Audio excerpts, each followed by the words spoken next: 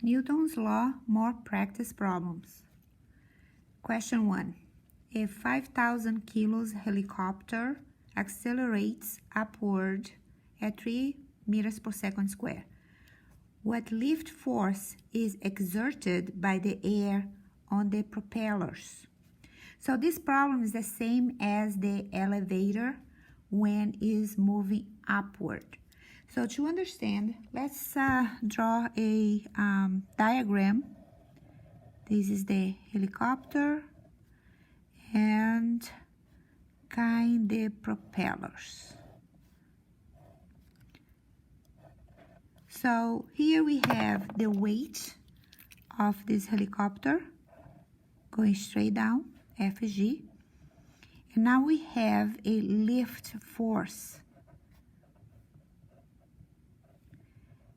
that is accelerating upward.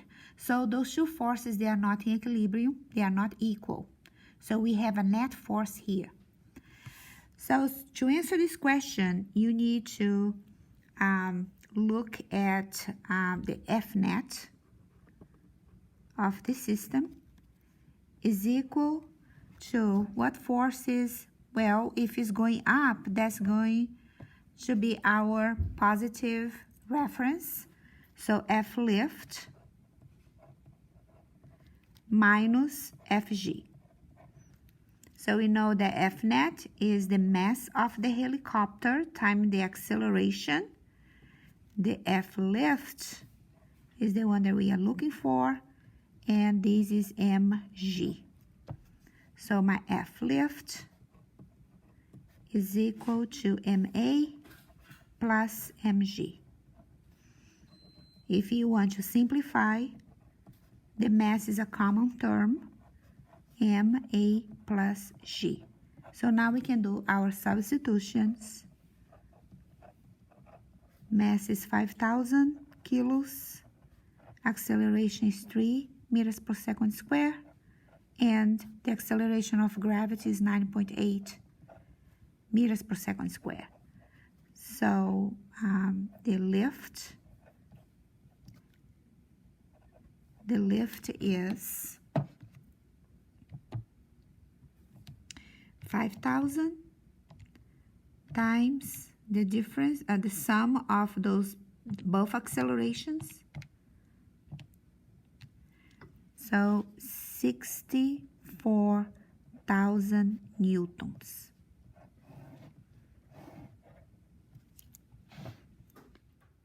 Newton's second law and motion. Problem number 2. A horizontal force of 56 newtons acts on a 60 kilo mass for 12 seconds. If this mass was originally at rest, how far will the mass have moved at the end of 12 seconds? So to illustrate this problem, we are going to represent this mass by this box. And this box is going to be pulled by this force of 56 newtons. So the problem is asking, after this motion, after 12 seconds, it didn't say the box stop. Let's say that keep going. At a time interval of 12 seconds from the rest position to at the end of 12 seconds, what is the distance? So that's the problem is looking for. So let's do our data table. So we have F, which is 56 newtons. Now notice that we also have the weight of this box. But the weight is not to make any contribution for this motion. The motion is going this direction and the weight is downward.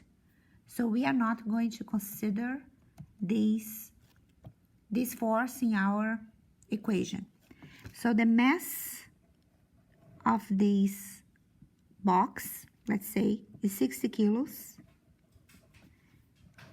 So after 12 seconds, how far it went, or the distance. So we are going to apply, to find distance, we need a motion equation. All motions equations for distance involved acceleration. So we need to find acceleration before actually you find the distance. So we have enough information here to find acceleration using Newton's second law. So F is equal to ma. My F is 56, m is 60A. So our A is 56 divided by 60. So our acceleration is 56 divided by 60, 0.93 meters per second. Okay, so now this is a kind of partial answer. Now we are going to use one of the motion equations, and we have time, and it says that the initial velocity is 0 because the box was originally at rest. So VI is 0. So we can use D is equal VIT plus half AT squared. So D is equal, this is 0 because VI is 0. So we have half of the acceleration, 0.93, and the time is 12 seconds. So the distance is times 12 squared divided by 2, 67.2 meters.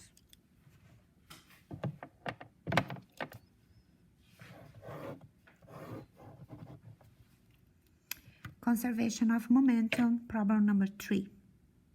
Homer, with a mass of 80 kilos, stands on the right end of a 120 kilos raft, originally at rest. Jethro, with a mass of 65 kilos, stands on the left. Homer jumps to the right with a velocity of 4 meters per second.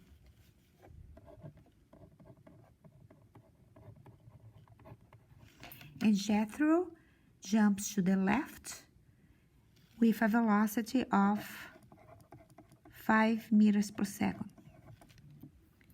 Which way and how fast the raft move?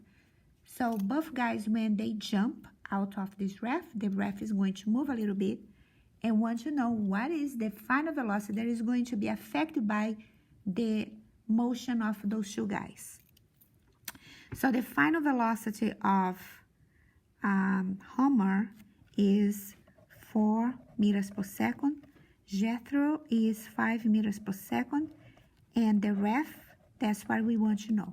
The initial velocity of all three of them is 0 because they were at rest. Now, one factor here, since both velocities have different direction, so we are going to adopt, I'm going to adopt to the right positive and to the left negative. That makes 5 meters per second negative. Now we can do our conservation of momentum table. So here we have one row for the title and one row for each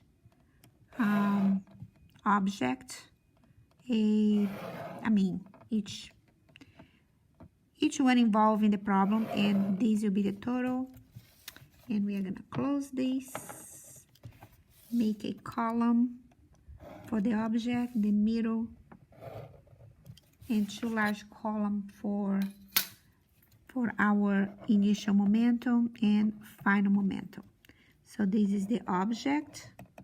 So like the description, the abbreviation, this is Homer, this is Jethro, and this is the ref, and this is the total. So my PI is MH, MJ, MR, because momentum formula is mass times velocity. So because it's conservation of momentum, we have initial and final. So the mass is the same, does not change at all. Now, what is going to change is the velocity. So VHI, VJI, and VRI. So since all of them, they were at rest, so our initial velocity is 0, so the result is 0, and the sum of the partial multiplication is 0. Final, we have, this is 4, this is -5, and this is what we are looking for. We are using conservation of momentum to calculate this. So the mass of Homer is 80, so 80 times 4, and this is the mass of Jethro is 65 times -5, and the mass of the ref is 120 VRF. Great. So now we have 80 times 4 minus 65 times 5. So we have 120 VRF -5, because 80 times 4 is 320, and 320 right here, and 65 times 5 is 325. So since they is a subtraction is okay. So now we have 0 is equal 120 VRF minus 5. So VRF 120 VRF is equal 5. So VRF, which is the velocity of the ref, is 5 divided by 120. So is 0.04 meters per second. So that's the velocity, the final velocity of the ref.